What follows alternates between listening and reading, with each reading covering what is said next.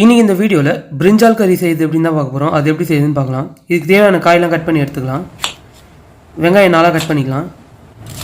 ஒரு 100 கிராம் வெங்காயம் போல் எடுத்துருக்கேன்னா 100 கிராம் தக்காளி 4 கட் பண்ணிக்கலாம். தக்காளியும்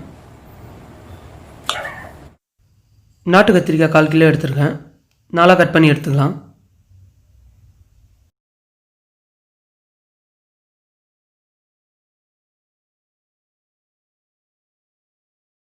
எல்லா கத்திரிக்காயும் அதே மாதிரி கட் பண்ணி எடுத்தாச்சு. தண்ணியில் போட்டுக்கலாம். பச்சை மிளகாய் 2 எடுத்துருக்கேன், அதையும் கட் பண்ணிக்கலாம்.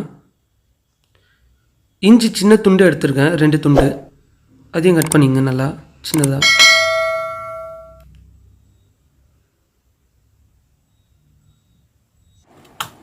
அஞ்சு பல்லு பூண்டு எடுத்துருக்கேன், அது தோல் உரித்து எடுத்துக்கலாம்.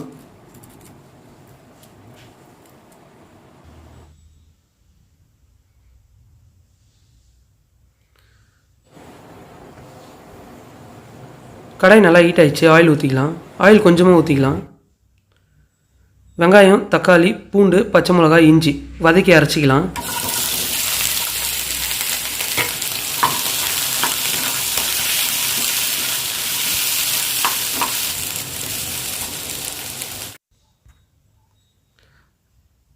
நல்லா வதங்கிச்சு. நம்ம மிக்ஸி ஜாரில் போட்டு அரைச்சி எடுத்துக்கலாம் நல்லா பேஸ்ட்டாக.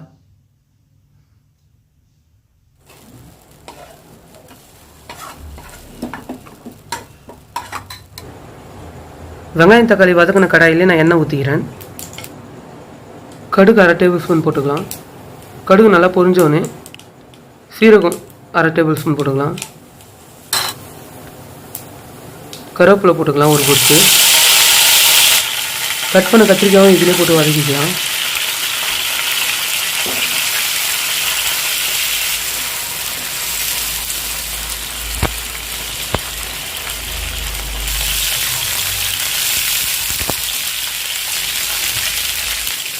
நல்லா வதங்கிச்சு. நம்ம அரைச்சி வச்சுருக்க வெங்காயம் தக்காளி இதை ஊற்றிக்கலாம்.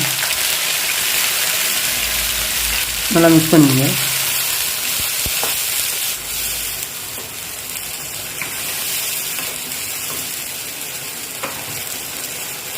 தண்ணி கொஞ்சமாக ஊற்றிக்கலாம். அதில்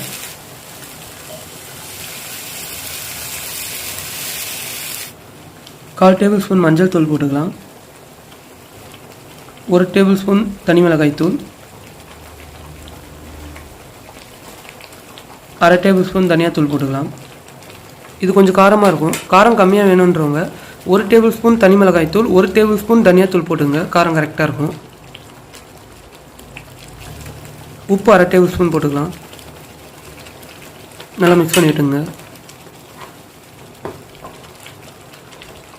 இது அப்படியே நம்ம ஒரு மூடி போட்டு மூடி விட்டுக்கலாம். 10 நிமிஷத்துக்கு ஸ்லோ ஃபயர்லேயே வச்சுக்கலாம். 10 நிமிஷம் ஆயிடுச்சு. மூடி திறந்துக்கலாம். தண்ணியெலாம் நல்லா சுந்திச்சு. கத்திரிக்காயும் நல்லா வந்துச்சு. லைட்டாக மிக்ஸ் பண்ணி விட்டுக்கலாம்.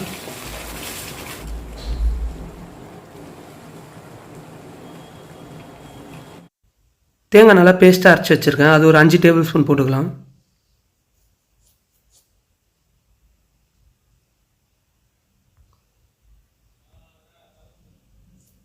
தேங்காய் போட்டாச்சு. நல்லா மிக்ஸ் பண்ணி விட்டுக்கலாம்.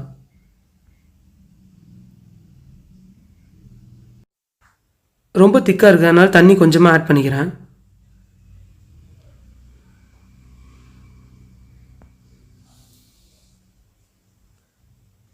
நம்ம அப்படியே நல்லா கொதிக்கிற வரைக்கும் வெயிட் பண்ணிக்கலாம்.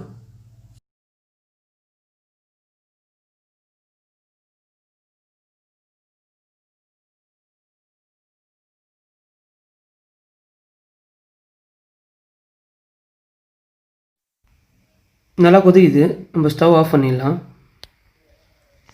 ஒரு பவுலுக்கு மாற்றிடலாம்.